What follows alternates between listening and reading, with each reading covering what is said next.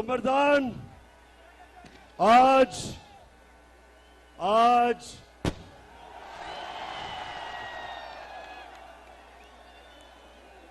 कितनी देर और है? बस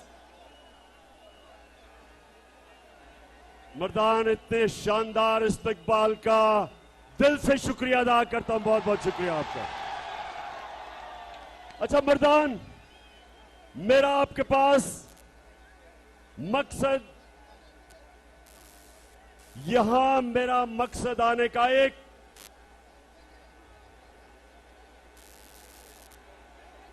कि आप सबको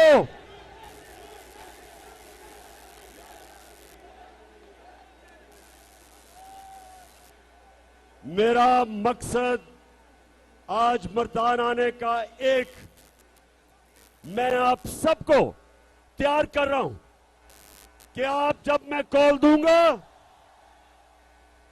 आपने मेरे साथ इस्लामाबाद में आना है। जरा हाथ खड़ा करके बताएं आप तैयार हैं? मर्दान, आपको इस्लामाबाद मैं सियासत के लिए नहीं बुला रहा, मैं एक इनकलाब के लिए बुला रहा हूं। मैं आपको इस्लामाबाद, पाकिस्तान को हकीकी आजादी देने के लिए आप सबको मेरे साथ शिरकत करने के लिए इस जद्दोजहद में आज इसलिए मैं आपके पास आया हूं। और मर्दान, नौजवानों में खास तौर पे आपको आज बुलाने आया हूं। और नौजवान कौन है? जो भी मेरी उम्र से कम उम्र का वो नौजवान है, यानी कि जो भी 70 साल की उम्र से कम है वो नौजवान है। तो नौजवानों, और मैं सिर्फ आपको दावत देने आया। मैं पाकिस्तान की अपनी सारी बहनों को, माओं को, बच्चियों को, आपको भी दावत देने आया हूं। मैं बच्चों को दावत देने आया हूं। जिस तरह मेरे माँ बाप कहते थे कि तहरीक पाकिस्तान में औरतें भी शामिल थी, मर्द भी, बच्चे भी, बुजुर्ग सब शामिल थे। तो हकीकी आजादी के लिए मर्दान, फिर से हाथ खड़ा करके बताओ कि आप मेरे साथ शामिल होंगे? इंशाअल्लाह मैं आज यहां से ये जो चोरों का टोला है, मैं इनको पैगाम दे रहा हूं। और ये जो मफरूर, बुज़दिल डाकू जो लंदन में बैठा है वो भी सुन ले। सजा याफ्ता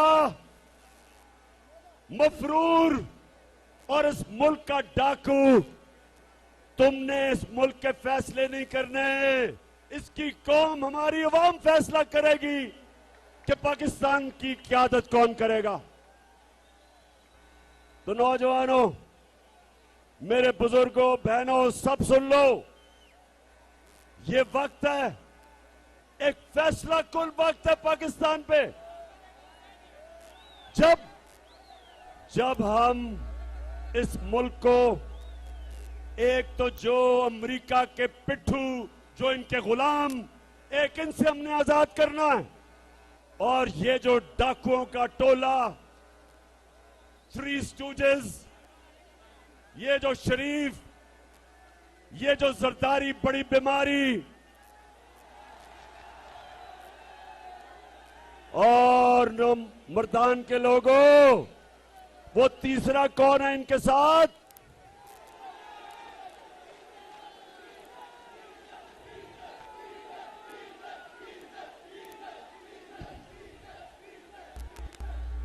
डीजल जिसने आते साथ ही, डीजल ने आते साथ ही वो वजारत पकड़ी है जिसमें सबसे ज्यादा पैसा बनेगा। NHA यानी कि सड़कें बनाने पे सबसे ज्यादा कमीशन होती है, तो डीजल ने वो वजारत पकड़ ली है। और मेरे मर्दान के नौजवानों, मेरे बुजुर्गों, बच्चों और मेरी बहनों, ये सुन लें आप मेरी बात। हमने इन सारों को आज पैगाम, सबको यहां खड़े होकर इनको पैगाम दे दिया कि अगर आपने इलेक्शन की डेट हमें ना दी तो जो समुंदर आ रहा है इस्लामाबाद, ये सबको बहा के ले जाएगा। सारा पाकिस्तान आज तैयार है, मुल्क तैयार है। मुल्क की तौहीन की गई, हमारी कौम को जलील किया गया। अमेरिका में एक छोटा सा सरकारी नौकर हमारे एम्बेसडर को कहता है, डोनाल्ड लू हमारे एम्बेसडर को कहता है कि इमरान खान को अगर तुमने वजारत उज़्मा से ना हटाया तो पाकिस्तान को अमेरिका बहुत नुकसान पहुंचाएगा। और फिर कहता कि अगर तुमने अदम इत्मीनान कामयाब कर दी इसके खिलाफ और ये boot polisher cherry blossom Shehbaz Sharif को बिठा दिया, तो कहता पाकिस्तान को माफ कर दिया जाएगा, पाकिस्तान को माफ कर दिया जाएगा। मैं इससे पूछता हूं, तुम हो कौन पाकिस्तान को माफ करने वाले?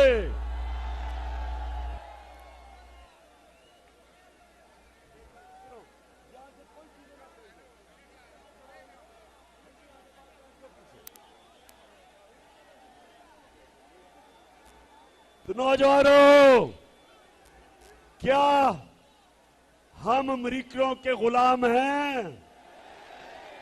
हम इनके नौकर हैं? हम इनके नौकर या गुलाम नहीं हैं। ये शहबाज शरीफ, बूट पॉलिशर, चेरी ब्लॉसम, ये है गुलाम। आसिफ जरदारी जिसके अरबों अरबों डॉलर बाहर पड़े, वो है उनका गुलाम। और नवाज शरीफ जिससे ज्यादा बुज़दिल आदमी मैंने कभी जिंदगी में देखा ही नहीं है, हर वक्त दुम दुबा के बाहर भाग जाता है, ये है उनका गुलाम। और वो है गुलाम मौलाना डीजल। खैर मौलाना नहीं उसे कहना चाहिए, डीजल कह रहा हूं मैं। मौलानों की मैं बड़ी इज्जत करता हूं, मैं अपने दीनी उलमा की इज्जत करता हूं, इसको मैं कह ही नहीं सकता मौलाना, क्योंकि ये डीजल के परमिट पे बिकने वाला है। इसने अमेरिकी एम्बेसडर एन पैटरसन को कहता, नौजवानों, अमेरिकी एम्बेसडर एन पैटरसन थी आज से 10 साल पहले, उसे कहता कि आप मुझे भी मौका दे दें, मैं आपकी खिदमत बेहतर करूंगा इनसे। तो ये हैं उनके गुलाम। हमारी कौम गैरतमंद है। हमारी कौम जब बनी थी तो वो उसका नारा था कि पाकिस्तान का मतलब क्या? पाकिस्तान का मतलब क्या? और मेरे नौजवानों, ला इलाहा इल्लल्लाह का क्या मतलब है? कि अल्लाह तेरे सिवा हम किसी के सामने नहीं झुकते। और हम वो लोग हैं, नबी सल्लल्लाहु अलैहि वसल्लम की उम्मत, जो दुनिया की तारीख का सबसे अजीम लीडर आया था, ना कभी आ सकता है, ना कभी आया था। हम उसकी उम्मत हैं। हम उसकी उम्मत हैं जिसने मदीना में वो अरब जिनकी हैसियत कोई नहीं थी, उनको उठा के दुनिया की इमामत करवाई उसने ये नहीं कहा कि दो सुपर पावर्स थी कि उनके सामने झुको। उसने कहा कि हम अल्लाह की वो मखलूक हैं जो दुनिया को इमामत देने आए हैं। उन्होंने उन अरबों को दुनिया की इमामत कैसे करवाई? उनको आजाद कर दिया, छोटे से लोगों को बड़ा लोग, अजीम लोग बना दिए।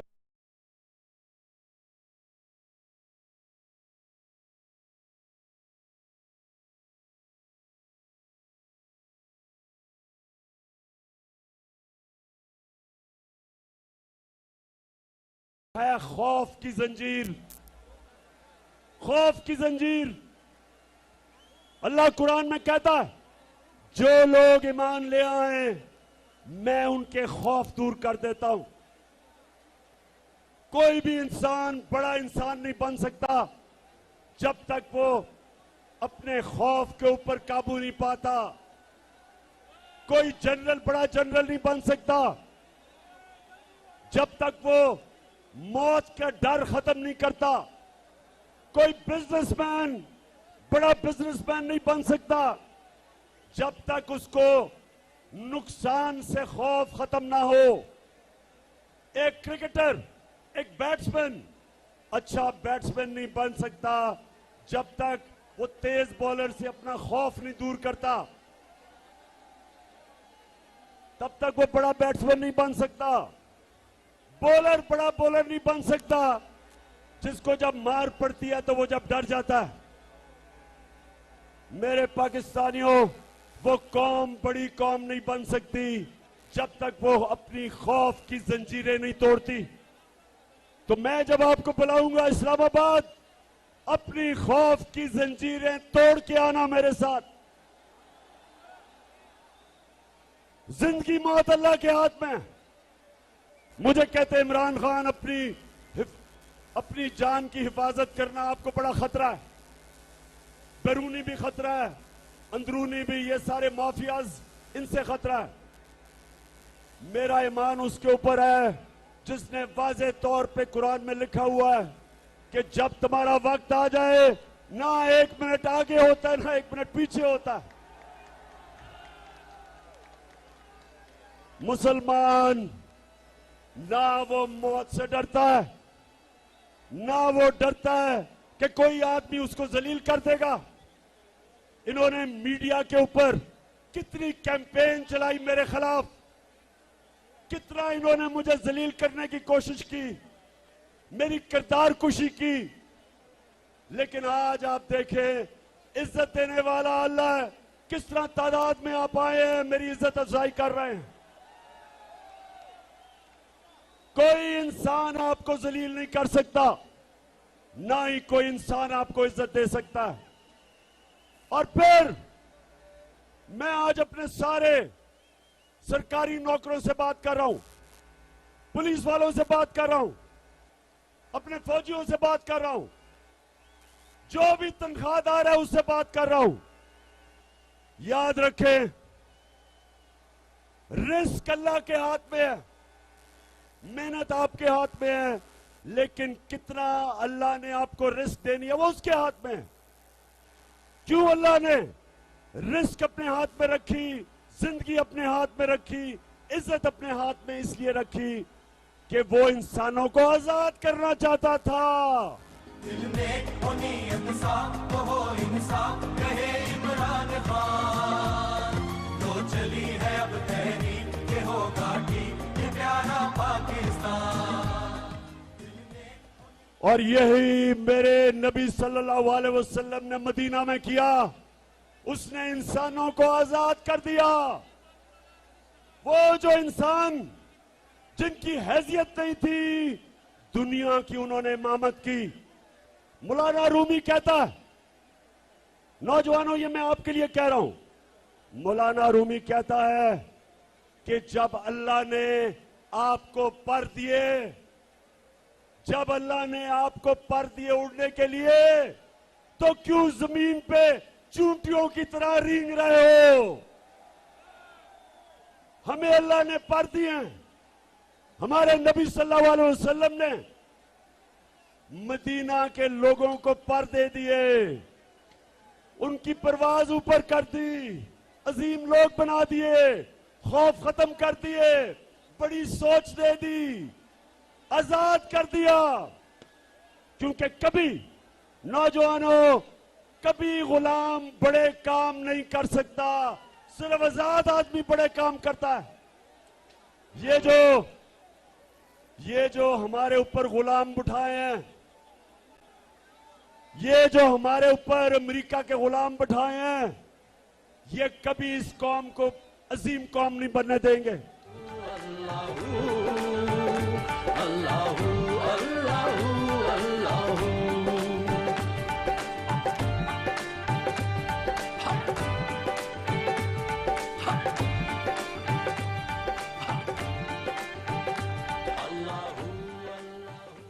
अच्छा मर्दान, जरा आपने थोड़ी सी खामोशी से मेरी बात सुननी है।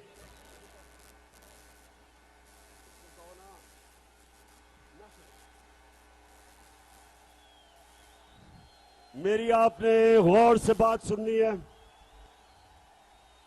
जब हमें हुकूमत मिली, नौजवानों सुने आराम से, जब हमें हुकूमत मिली, ये चोर 10 साल हुकूमत कर चुके थे, पाकिस्तान का दिवालिया निकल गया था, हमें सबसे बड़ा बैरूनी मुल्क का खसारा मिला, 20 अरब डॉलर का। इदारे इन्होंने तबाह कर दिए, करप्शन में मुल्क डुबा दिया, खुद ये अमीर हो गए, मुल्क गरीब हो गया। 2018 में वो पाकिस्तान हमें मिला। हमारे पास पैसे नहीं थे, जो हमने कर्जों की किस्तें, इनके लिए हुए कर्जों की किस्तें देनी थी, हमारे पास पैसा नहीं था।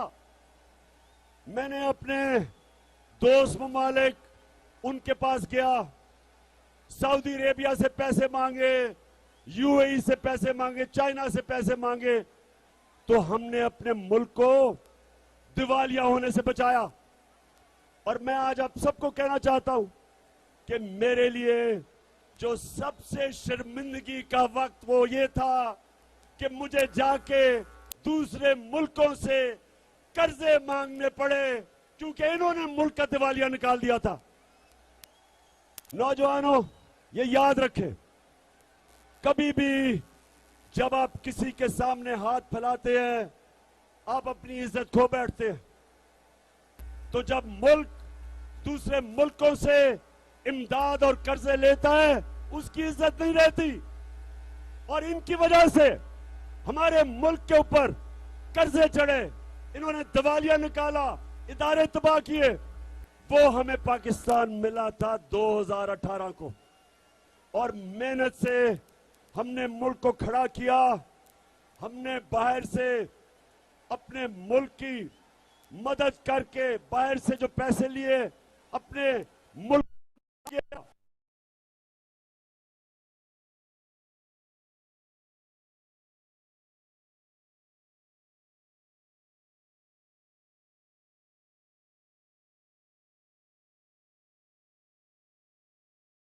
हिंदुस्तान चाक से ज्यादा में मरे, मजदूर भी हम इसके, दहकान भी हम इसके, अल्लाह की रजा से हैं निगहबान भी हम इसके, अल्लाह की रजा से हैं निगहबान भी। और फिर ये जरा सुने नौजवानों, थोड़ी सीरियस बात कर रहा हूं आपसे। हमने अपने मुंह पैर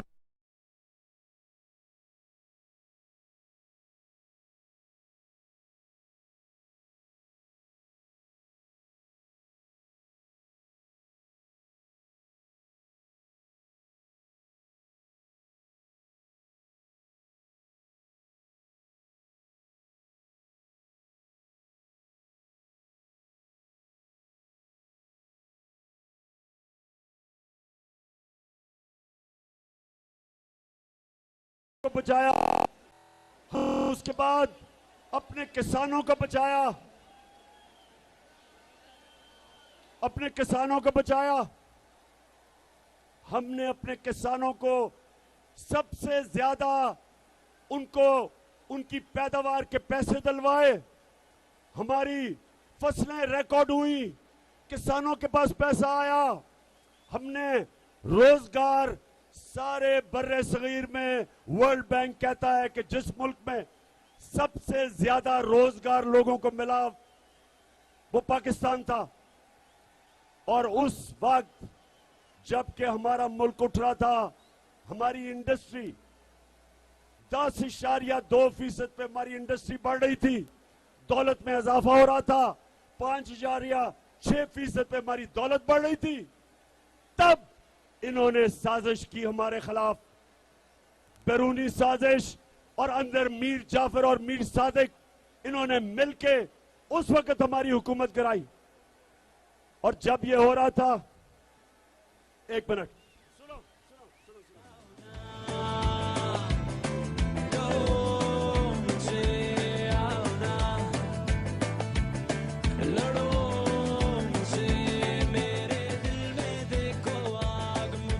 अच्छा, जब मुझे पता चला साजिश का,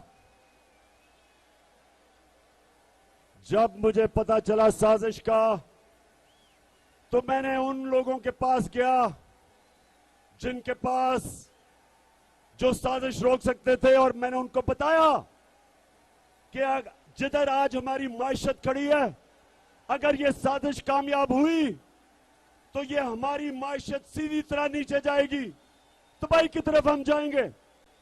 मैंने शौकत तरीन को, फाइनेंस मिनिस्टर को भेजा, मैंने कहा बताओ उन लोगों को जो न्यूट्रल अपने आप को कहते हैं कि अगर आज आपने ये साजिश कामयाब होने दी तो ये मुल्क की माशत तबाही की तरफ जाएगी। उसने भी बताया, लेकिन मुझे अफसोस से कहना पड़ता है कि ये नहीं रोका गया। और आज जरा हालात देखें, रुपया जाने लगा है, 200 रुपए का डर बनने लगा।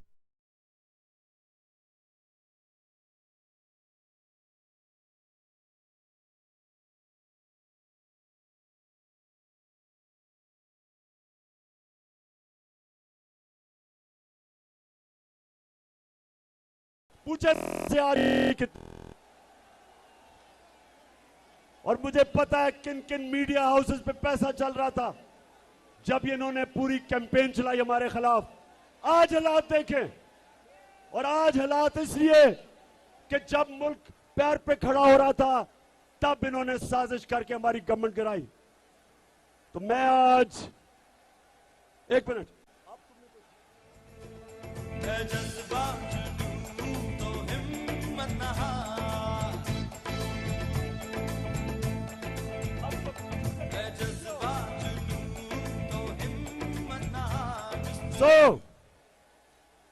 मुझे पता है कि किस किस आदमी ने साजिश की है। एक एक साजिशी मीर जाफर की शक्ल मेरे दिल के ऊपर लिखी हुई है कि किन्होंने इस मुल्क को साजिश करवाई। मैं सुप्रीम कोर्ट के चीफ जस्टिस से कहना चाहता हूं कि प्रेसिडेंट साहब ने जो आपको खत लिखा है, एक कमीशन बैठाएं और पूछें कि हमारे मुल्क से किसने यह गद्दारी की है, और पूरी तरह ओपन कोर्ट में हेयरिंग करवाएं ताकि सारी कौम को पता चले कि ये मीर जाफर और मीर सादिक जिन्होंने किन के साथ मिलके आज इस मुल्क को यहां खड़ा किया। और आज इस हुकूमत के पास कौन सा रास्ता है? आज इनके पास सिर्फ एक रास्ता है। अब ये अमेरिकनों के पास जाएंगे, वो बिलावल अभी जाएगा अमेरिका, और याद रखें ये वो बिलावल है जिसकी अमेरिका के जो सिक्योरिटी एजेंसीज उन्होंने इसका टेलीफोन रिकॉर्ड किया। ये जब इसकी वालदा इसको बता रही थी कि किधर किधर बैरूनी मुल्कों में तुम्हारे पैसे पड़े हुए हैं, उनको सब कुछ पता है कि किसके पास पैसे पड़े हैं, किधर पड़े हैं। ये कभी उनके सामने अपने मुल्क की मफादात की बात नहीं करेंगे। और ये जब वहां जाएगा ये सिर्फ एक चीज मांगेगा कि हमारी मदद कर दे, हमें पैसे दे दे, क्योंकि नहीं तो इमरान खान वापस आ जाएगा। अब अगर अमेरिकनों को मैं बहुत अच्छी तरह जानता हूं, अमेरिकन एक चीज कहते हैं, there is no free lunch, यानी कि मतलब ये कि जो भी हम तुम्हारी इमदाद करेंगे उसकी एक कीमत होगी। और कीमत क्या होगी पाकिस्तानियों? कीमत आपकी आजादी होगी। वो आपसे फिर वो कहेंगे कि हमें बेसिस चाहिए। वो जिस तरह हमने उनकी जंग में शिरकत करके, और पख्तूनख्वा के लोगों को तो पता है कि किस तरह तबाही मची थी पख्तूनख्वा में जब उनकी जंग में शिरकत की थी। आपको तो पता है कितने लोगों ने शहादतें दी, कितने हमारे पुलिस वाले शहीद हुए, कितने हमारे फौजी शहीद हुए।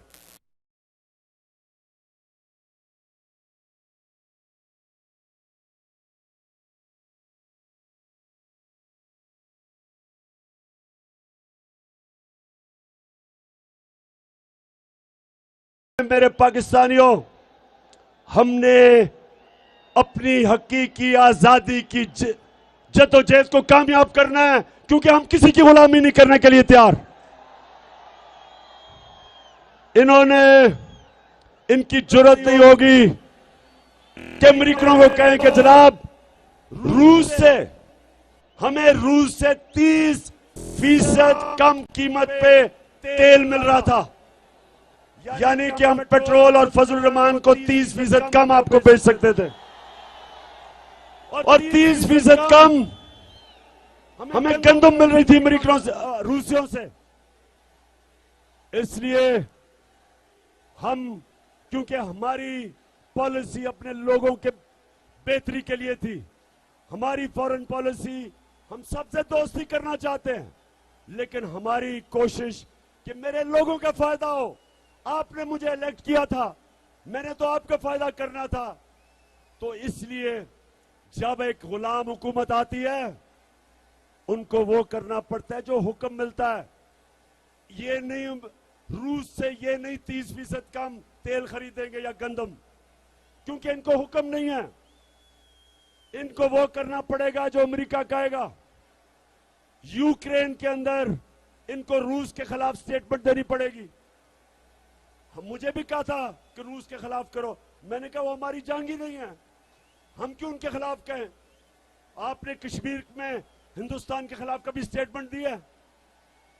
आपने इसराइल के खिलाफ स्टेटमेंट दिया जो फलस्तीनियों से वो कर रहे हैं, तो हम क्यों आपकी जंग में शिरकत करें।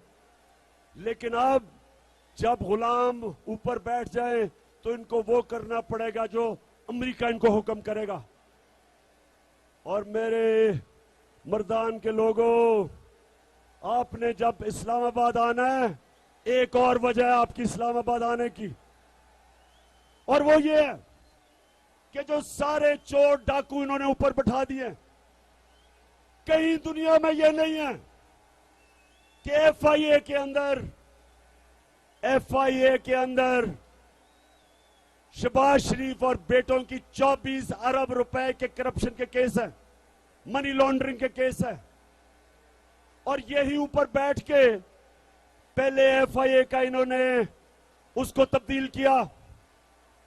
जब इन्होंने उसका ऑफिसर तब्दील किया एफआईए का, उसको इन्होंने रिजवान, डॉक्टर रिजवान, सब याद रख लें नाम डॉक्टर रिजवान का, एक बड़ा दिलेर और काबिल एफआईए का ऑफिसर था।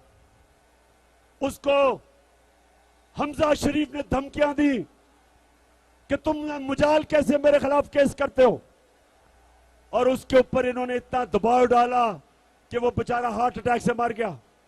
ये वही हुआ था जब एमक्यूएम के खिलाफ नसीरुल्लाह बाबर का ऑपरेशन हुआ था।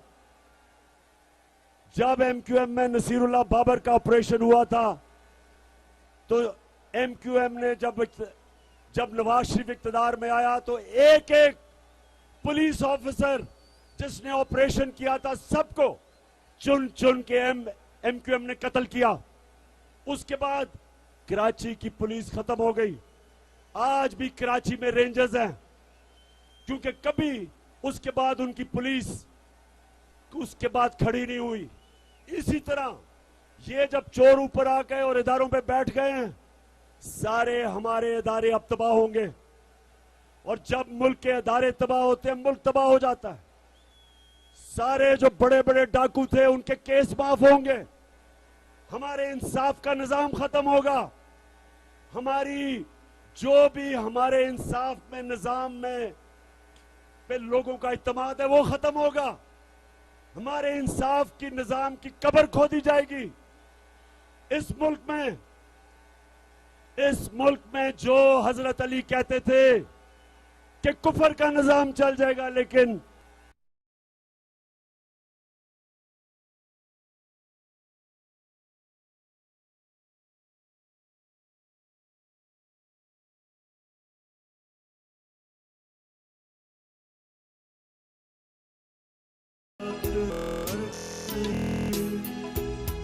कौम की उम्मीदों। अच्छा मर्दान,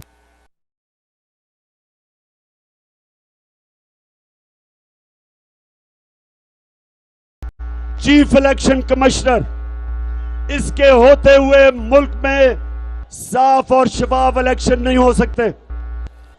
हम जब सारे पहुंचेंगे इस्लामाबाद, हम एक इलेक्शन चाहेंगे और दूसरा साफ और शफाफ इलेक्शन जो इस चीफ इलेक्शन कमीशन के नीचे नहीं हो सकते। आपने सबने देखा, आपने लोटों को देखा, बताओ आपने पेशावर के लोटे को देखा, आपने देखा कि कैसे इन्होंने अपने आप को बेचा, अपनी पार्टी से गद्दारी की, अपने हल्के से गद्दारी की, आइन से गद्दारी की, हमारी जमहूरियत से गद्दारी की इन लोटों ने। लेकिन इलेक्शन कमीशन को सारी पाकिस्तान को पता है कि लोटे कौन है। आपको पता है लोटे कौन है? बताएं मर्दान, बताओ, आपने लोटे देखे हैं? आपने सारे पाकिस्तान में सारा वतन साथियों, मुजाहिदों, जाग उठा है सारा वतन साथियों, मुजाहिदों। सारे पाकिस्तान ने लोटे देखे हैं, लेकिन इलेक्शन कमिश्नर को नहीं नजर आ रहे। वो कानून ढूंढ रहे हैं उनको बचाने के लिए। ये कानूनी मसला नहीं है इलेक्शन कमिश्नर, ये अखलाकियात का मसला है, ये मॉरल वैल्यूज का मसला है, ये मुल्क की फ्यूचर का मसला है।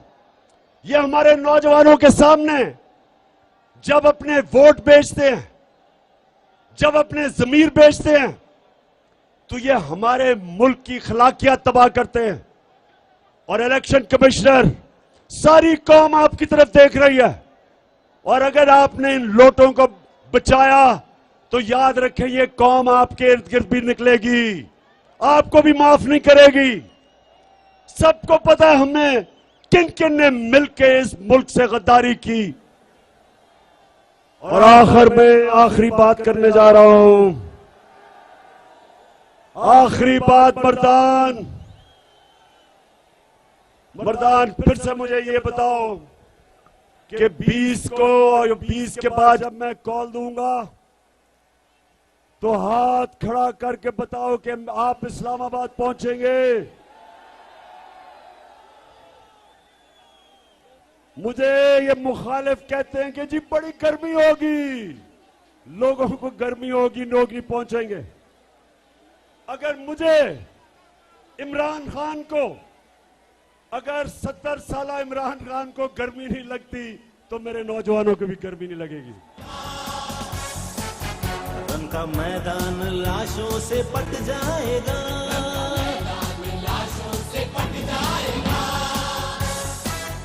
आज दुश्मन का तख्ता उलट जाएगा। हर जरी सब शिकन, हर जमात गिज़न, हर जरी सब शिकन, हर जमात गिज़न।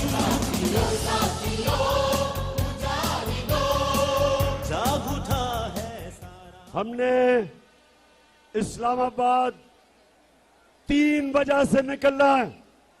नंबर 1 कि हम वो उम्मत हैं नबी सल्लल्लाहु अलैहि वसल्लम की जो किसी इंसान किसी सुपर पावर की गुलामी नहीं करता। हमने अपनी हकीकी आजादी के लिए सबसे पहले निकलना है।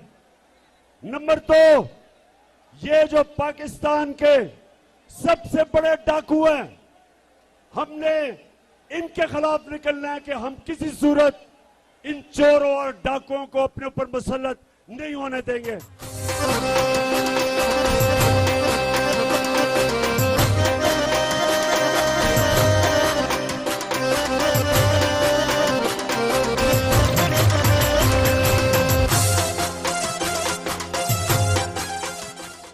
और नंबर 3 हमने इसलिए निकलना है कि हमने अपने मुल्क की अखलाकियात बचानी है। हमने अमर बिल मारूफ पे चलना है। अल्लाह का हुक्म है कि मुसलमान अच्छाई के साथ खड़ा होता है बुराई के खिलाफ, मुसलमान हक पे खड़ा होता है बातिल के खिलाफ, मुसलमान सच पे खड़ा होता है झूठ के खिलाफ, मुसलमान चोरों के खिलाफ खड़ा होता है, चोरों के खिलाफ जहाद लड़ता है और अच्छाई के साथ खड़ा होता है। इसलिए हमने निकलना है इस मुल्क की अखलाकियात बचाने के लिए। हमने अपने मुल्क को सबने मिलके